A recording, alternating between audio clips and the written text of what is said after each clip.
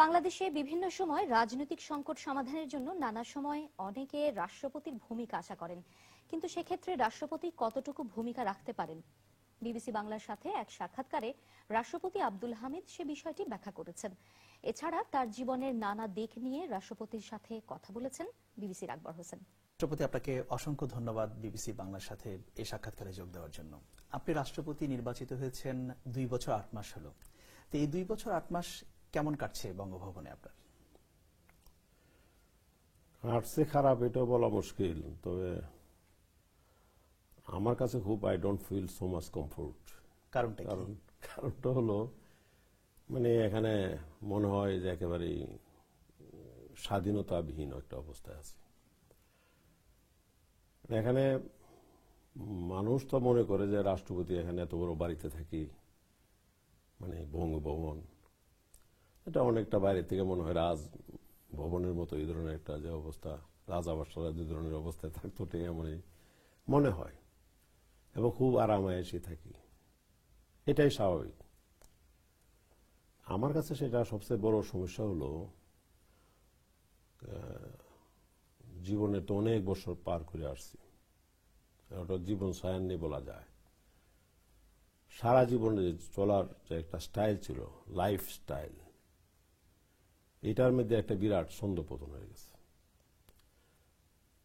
অর্থাৎ আমি আমার মন যখন যেটা চায় যে আমি এটা করবো বা ওখানে যাব, মানে এই ধরনের কত ধরনের কাজই তো থাকে, মনে মনে চিন্তা করি যে এটা করা দরকার, ওখানে যাইতে হবে, তার সঙ্গে দেখা করতে হবে, দেখা করি এগুলো আমি পারি না, কারণ আমার যাওয়া খুবই কঠিন। কিন্তু আপনি তো চাইলেই, আপনি যদি কারোর সঙ্গে দেখা করার ইচ্ছা করেন, লোকজন এখানে চলে আসতে পারে না। লোকজন আসা আর আপনার ইচ্ছা মাফিক আপনার এটা আনা, একজনকে ম্যানেজ করে আনা, এটার যে অবস্থা, আর আপনি নিজের ইচ্ছা করে কোথাও যাওয়ার মন চাইলে, মনে করেন কোনো বন্ধু বাড়িতে গেলেন, কোনো আত্মীয়র বাড়িতে গেলেন, সেখানে আমরা যাওয়ার তো কোনো জটিলতা হচ্ছে না। কিন্তু আপনি এখন যদি যেতে চাই, আমি যাইতে পারি, কিন্তু পারতে গেলে যে সমস্যাটা সৃষ্টি হয়, তখন আমার যে ইচ্ছাটা, এই ইচ্ছাটাই নষ্ট হয়ে যায়, কারণ রাস্তা যেভাবে থাকে সাধারণভাবে এইভাবে আমাকে যেতে দিবে না। আপনার কথা শুনে মনে হচ্ছে যে আপনি যখন রাস্তায় বা কোথাও যেতে চান, এই যে রাস্তা বন্ধ করার বিষয়টি নিরাপত্তার জন্য, এটা আপনাকে খুব ব্যথিত করে, এটা বিশেষ করে মানে অন্য লক্ষ লক্ষ মানুষের যে সমস্যা সৃষ্টি হয়, এটাই আমাকে সবচেয়ে বেশি পীড়া দেয়। কারণ মনে করেন আমি যাচ্ছি, রাস্তা আটকায় দিল, আমার আটকানোর মধ্যে হয়তো বা একটা রুগী পড়ে থাকতে পারে একটা অ্যাম্বুলেন্সের মধ্যে, রুগীটা যদি 1 ঘন্টা আগে যাইতে পারতো, হয়তো এমন হইতে পারে 1 ঘন্টা আটকায় রাখছে, এই জন্য 1 ঘন্টা পরে যাওয়ার জন্য রুগীটা মারাই গেছে। এগুলি যখন চিন্তা করি, তখন কিন্তু আসলে খুব সে কি মনে হয় যে আমার এটা কি হচ্ছে।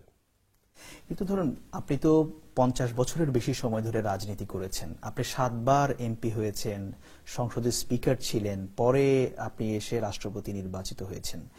এই যে 3টা জীবন, একজন রাজনীতিবিদ, আপনি যখন কিশোরগঞ্জে ছিলেন, একজন সংসদের স্পিকার এবং রাষ্ট্রপতি, এই 3টা জীবনের মধ্যে আপনাকে যদি বেছে নিতে বলি, কোনটা আপনার কাছে বেশি আনন্দদায়ক ছিল? আনন্দের কথা যদি বলি, as a member of parliament একটা যে স্বাধীনতাটা থাকে, স্পিকার, ডেপুটি স্পিকার, তাদের জন্য কিন্তু এতটুকু থাকে না।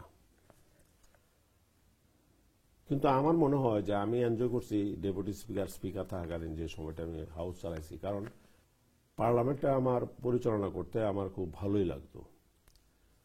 এবং এখানে আমার মনে হয় যে আমি যখন পার্লামেন্ট চালাইছি, সেটা মোটামুটি প্রাণবন্ত ছিল, এবং সরকারি দল, বিরোধী দল বা অন্যান্য মেইন বিরোধী দল ছাড়া আরো কিছু স্বতন্ত্র বা অন্যান্য দলের কিছু যারা ছিল, বেশ আমার একটা মানে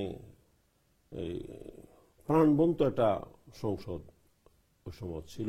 78 থেকে শুরু করে 2009 সাল, অর্থাৎ স্পিকার হওয়ার পূর্ব মুহূর্ত পর্যন্ত আমি এই কিশোরগঞ্জ জেলার সভাপতি ছিলাম। যে আমি কোনোদিন কোনো ব্যক্তির বিরুদ্ধে ব্যক্তিগতভাবে আক্রমণ আমি আমার রাজনীতির মধ্যে কোনো দিনে আমি করিনি।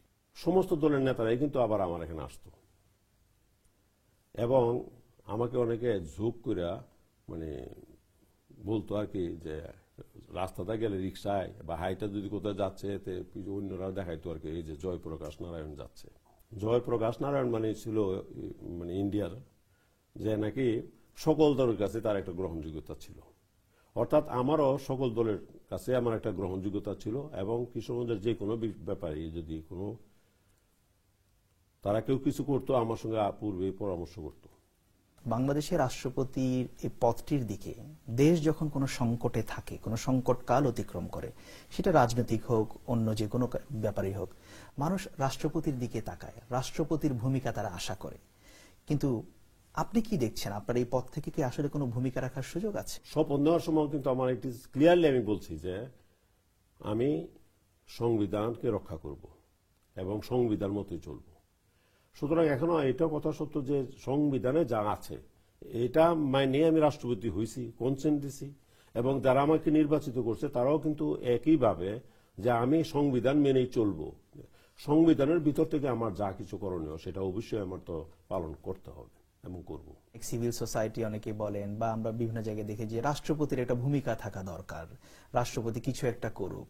এটা তো ব্যাপার হলো যদি যে সংবিধানের মধ্যে যদি কিছু ইনসার্ট করতে হয় তাহলে তো এটা সকল দল মত নির্বিশেষ সবাইকে আলাপ আলোচনা করে আবার মানে নির্বাচিত যখন সংসদ সদস্য আছে, সংসদ আছে, তারা যে একটা যেভাবে তারা মানে সংবিধানটাকে দাঁড় করাবে এই সংবিধান মোতাবেকই তো রাষ্ট্রপতিকে চলতে হবে। সুতরাং কনস্টিটিউশন যারা ফ্রেম করে বা বিভিন্ন রাজনৈতিক দলের যা দাবির প্রেক্ষিতে তারা যেভাবে সর্বসম্মতিক্রমে যারা মনে করে, খালি সর্বসম্মতিক্রমে পলিটিক্যাল পার্টি মনে করলে চলবে না, পাশাপাশি সেখানে নির্বাচনের পরে যে জনগণের যে প্রতিনিধি অর্থাৎ মেম্বার পার্লামেন্ট যারা নাকি সংবিধান সংশোধন করতে পারে, সংবিধান সংশোধন করতে ইট নিডস 2/3 মেজরিটি।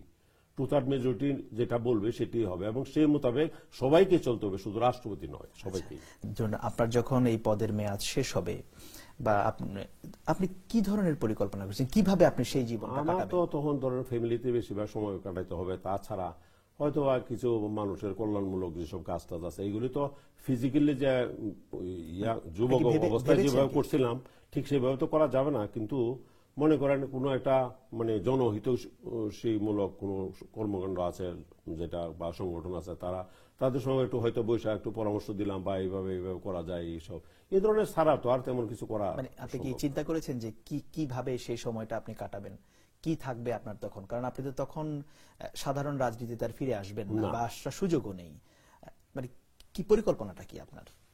এই তো বললাম তো মানুষের কল্যাণমূলক যেসব কাজ, এখন এটা ঠিক এখনই তো শখ করি নাই।